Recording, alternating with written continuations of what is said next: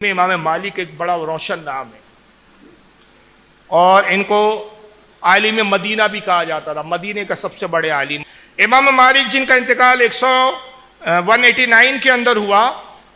ان کا حدیث رسول میں ان کی خدمات اور رسول اللہ کی حدیثوں کا احترام، حضور سے محبت کا یہ عالم تھا۔ امام قاضی عیاض بہت بڑے عالم و محدث گزرے ہیں۔ الشفا ان کی بہت مشہور کتاب ہے، بارگاہ رسول میں مقبول کتاب ہے، 2 جلدوں میں آتی ہے، اس کی جلد نمبر 2 صفحہ 45۔ اور اسی روایت کو جو میں بیان کرنے جا رہا ہوں، شاہ عبدالعزیز محدث دہلوی، انہوں نے اپنی کتاب بستان المحدثین صفحہ 19 پہ لکھا ہے کہ آپ کی کنیز تھی، اس کو آپ نے حکم دے رکھا تھا کہ جب کوئی شخص حاضر ہو، کوئی شخص آئے اور وہ دین کے متعلق سے آئے، دین کے حوالے سے آئے، تو اس سے پہلے ایک سوال پوچھو کہ وہ فقہ کا مسئلہ جاننے آیا ہے کہ حدیث رسول سننے آیا ہے۔ بہت غور سے سنیں یہ بات۔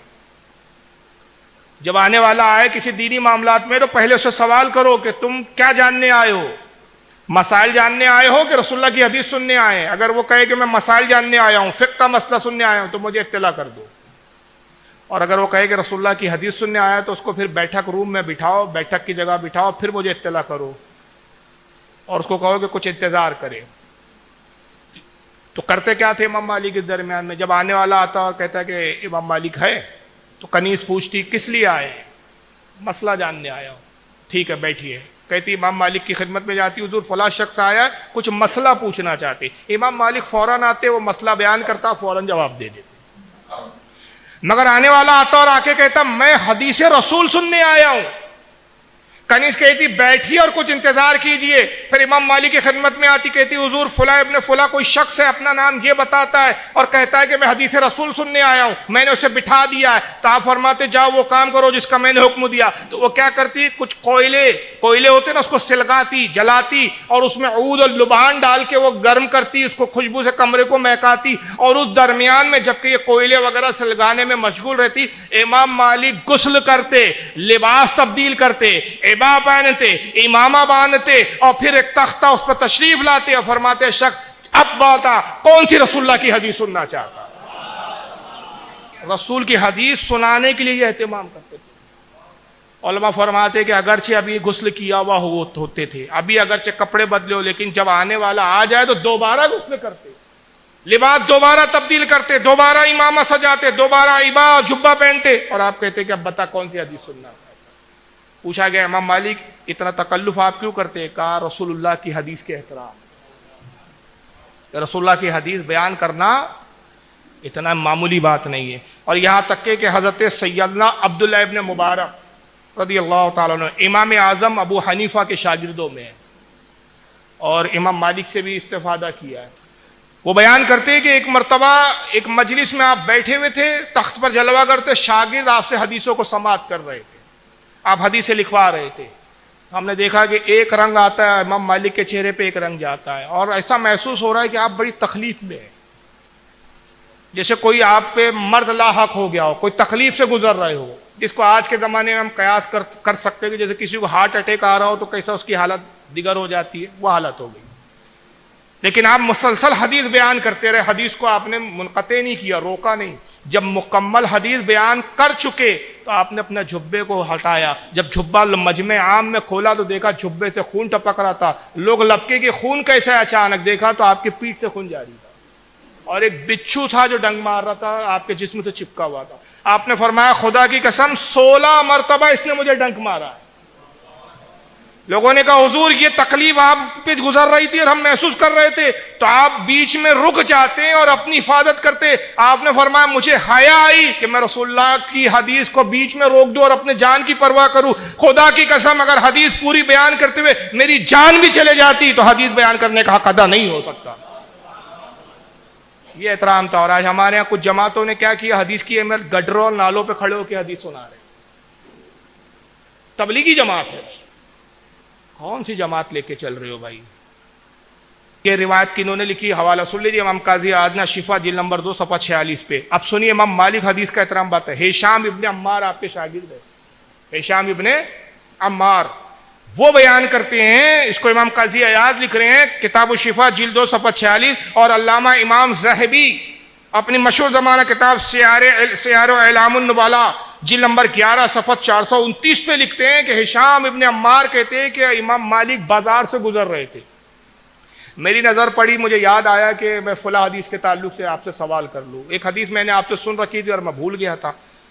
قریب گیا، سلام کیا، کہا کہ امام مالک ایک حدیث میں نے فلاں سنی تھی، کچھ اس قسم کا مضمون تھا، میں بھول گیا، للہ میرے لیے وہ حدیث کو دوہرا دی. آپ نے بہت گھور کے غصے سے ان کو دیکھا. جب ہشام ابن عمار ان کے شاگرد نے دیکھا کہ آپ جلال میں ہیں تو آپ ڈر گئے کہ بھائی پتہ نہیں کیوں ناراض ہو گئے، تو کچھ کہا نہیں، ساتھ ساتھ چلتے رہے کہ شاید اب حدیث بیان کرے تب حدیث بیان کرے. یہاں تک کہ امام مالک پورے بازار سے گزرتے ہوئے آئے، گھر پہ پہنچے، اور جب پہنچے تو کہا ہشام بیٹھو، اور غلام کو آواز دی.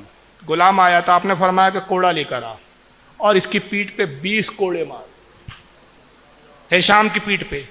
ہشام نے پیٹھ جھکا لیا. فرما بردار شاگرد تھے، آج کے تھے شاگرد نہیں تھے کہ ورنہ استاد کوئی گالی بکتے کہ تو ہوتا کون ہے سزا دینے والا. سر جھکا لیا، کہا کہ حضور یہ سزا بچشم خوشی مجھے سر آنکھوں پر، لیکن سرکار میرا جرم بتا دیجیے. کہا جرم یہ ہے کہ تو نے حدیث رسول بازار میں پوچھ کے حدیث رسول کی توہین کی ہے.